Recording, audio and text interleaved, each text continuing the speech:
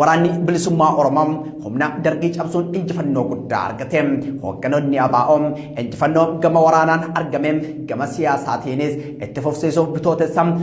1980 keessa hoogganoonni Arsii, Baalee fi Harargeerraa walitti dhufanii hoogganoonni dhaabaa biyya alaa turanis mootummaa Somaaliyaa waliin dubbachuun waajjirri ABO akka Moqaadishootti banamu taasisanii hoogganoonni ABO haala mijataa sanatti fayyadamuun hoogganoonni biyya keessaa fi alaa qaamaan wal arganii dhimma jaarmiyaa dhaabaa irratti mari'achuuf murtii irra ga'uun yeroo murteessaa ta'e argame. Kanaanis hooggantoota ABO Oromiyaa jiran keessaa jalli tokko kan Hayyu Duree fi itti aanaa Hayyu Dureen keessatti argamu akka gara Moqaadishootti bobba'an murtaa'e. Akka kanatti hoogganoonni ABO 11 jechuun Jaal Barii Soobarii yookaan ammoo Jaal Magarsaa Barii Hayyu Duree ABO yeroo sanii Jaal Gadaa Gammadaa yookaan Damisee Xacanee